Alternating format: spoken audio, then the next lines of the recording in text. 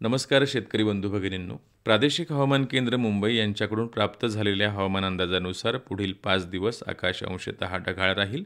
तसंच पुढील 3 दिवस काही ठिकाणी हलका पाऊस पडण्याची शक्यता आहे. आता विविध पिकांविषयी जाणून घेऊ. कपाशी पिकाची पातं लागण्याची ती फुलं उमलण्याची अवस्था आहे. कपाशीला साधारणतः 40 ते 50 दिवसांनी पातं लागायला सुरुवात होते. तेव्हा फळ फांदी आणि गळ फांदी यातला फरक ओळखता येतो. सघन लागवडीमध्ये शक्य तितक्या लवकर गळफांदी ओळखून कापून टाकावी. गळफांदी कापल्यामुळं फळफांद्याची वाढ चांगली होते, वजन चांगलं भरतं आणि गळफांदीला जास्त बोंड लागून उत्पादनात वाढ होते.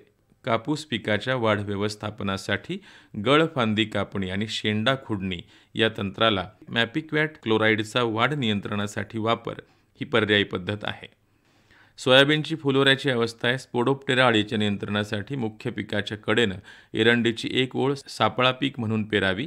स्पोडोप्टेरा अळीच्या उपद्रवाचा आगाऊ अंदाज घेऊन नुकसान टाळण्यासाठी हेक्टरी 5 स्पोडोलूरचा वापर करण्यात आलेले फेरोमोन सापळे नियंत्रणासाठी वापरावेत. तुरीची फांद्या फुटण्याची अवस्था आहे. 250 ग्रॅम प्रति हेक्टर मिश्र पीक घ्यावं, म्हणजे त्याचा सजीव पक्षी थांबे म्हणून उपयोग होतो. तसंच किडींच्या नैसर्गिक शत्रू कीटकांची जोपासना होण्यास मदत होते. मूग उडीद पिकाची शेंगा लागण्याची अवस्था आहे. उडीद पिकामध्ये शेंगा पोखरणाऱ्या अळीची अंडी किंवा अळी आढळली तर हेलिओकिल 500 मिली 500 लिटर पाण्यात प्रति हेक्टरवर फवारणी करावी. जर 10 झाडांवर 2 ते 3 अळ्या आढळून आल्या तर इमामेक्टिन बेंझोएट 5% Hg 5 ग्रॅम प्रति 10 लिटर पाण्यात मिसळून फवारणी करावी.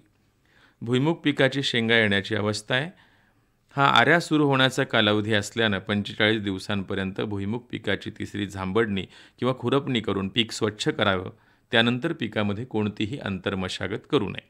मका पिकाची वाढीची अवस्था आहे. या पिकात दुसरी कोळपणी करावी. पीक 1.5 ते 2 महिन्याचं झाल्यावर 25% नत्राचा तिसरा हप्ता द्यावा.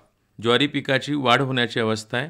स्पोडोप्टेरा लष्करी अळीचा अर्थात फॉल आर्मीवॉर्मचा प्रादुर्भाव समजण्यासाठी प्रति एकरी 50 मीटर अंतरावर 2 फेरोमोन सापळे शेतात लावावेत आणि दर 3 आठवड्यांनी ल्यूर सेप्टा बदलावा. कामगंध सापळ्यात 3 पतंग प्रति सापळा सलग 3 दिवस आढळून आल्यास ट्रायकोग्रामा प्रिटिओसम किंवा टिलेनोमस रेमस यांनी परोपजीवीग्रस्त 50,000 अंडी प्रति हेक्टर 1 आठवड्याच्या अंतरानं 3 वेळा शेतात सोडावीत. 5% निंबोळी अर्क किंवा कडुलिंबाचं तेल 40 मिली अधिक वॉशिंग पावडर 10 ग्रॅम प्रति 10 लिटर पाण्यात मिसळून फवारणी करावी. बिओरिया बेसियाना किंवा मॅटारायझिम ॲनिसोप्लिया 40 ग्रॅम प्रति 10 लिटर पाण्यात मिसळून फवारणी करावी. जर प्रादुर्भाव अधिक असेल तर इंडोक्झाकार 15.8 EC 10 मिली किंवा इमामेक्टिन बेंझोएट 5 Hg 4 ग्रॅम प्रति 10 लिटर पाण्यात मिसळून फवारणी करावी. जनावरांच्या व्यवस्थापनाच्या बाबतीत मध्यम स्वरूपाच्या पावसाची शक्यता असल्यानं जनावरांना चरायला सोडू नये. जनावरांना सुरक्षित ठिकाणी बांधावं. सध्या राज्यात सर्वदूर पाऊस चालू असून या काळात जनावरांमध्ये विविध आजारांचा प्रादुर्भाव होत असतो. पावसाळ्यात जनावरांचे गोठे ओलसर होऊन विविध जीवाणू विषाणूजन्य आजारांचा प्रसार होतो. आजारी जनावरांपासून इतर निरोगी जनावरांमध्ये झपाट्यानं वाढ होण्याची शक्यता असते. दुधाळ जनावरांना कासदाह, घटसर्प आणि एकटांग्या या रोगाची लागण या काळामध्ये होण्याची शक्यता असते. त्यामुळं सर्व पशुपालकांनी आपल्या जनावरांना घटसर्प आणि एकटांग्या या आजाराचं लसीकरण पशुवैद्यकाच्या सल्ल्यानं करून घ्यावं. कासदाह या रोगाचा अटकाव करण्यासाठी गोठ्यातील स्वच्छता हा एकमेव पर्याय आहे. त्यामुळं सर्व जनावरं कोरड्या जागेत आणि मोकळ्या हवेत ठेवावीत. जनावरांचा गोठा सर्व बाजूंनी समतल करून घ्यावा. गोठ्यात कुठंही खड्डा असता कामा नये, जेणेकरून गोठ्यात ओलावा पसरणार नाही. पावसाळ्यात चराऊ जनावरांना सर्दी, निमोनियासारखे आजारही होत असतात. त्यामुळं लक्षणं दिसताच तात्काळ पशुवैद्यकाकडून उपचार करून घ्यावेत. पावसाच्या वेळी जनावरं बाहेर चरवायास नेऊ नयेत. पावसाळ्यात उगवणाऱ्या गवतामध्ये पाण्याचं प्रमाण अधिक आणि तंतुमय पदार्थाचं प्रमाण कमी असतं.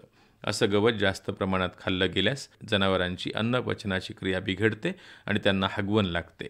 त्यामुळं पावसाळ्यात चराऊ जनावरांच्या आहारात वाळलेल्या चाऱ्याचं प्रमाण तुलनात्मकरित्या वाढवावं. कुक्कुटपालनाच्या बाबतीत मध्यम स्वरूपाच्या पावसाची शक्यता असल्यानं कुक्कुट पक्ष्यांना सुरक्षित ठिकाणी ठेवायचं आहे.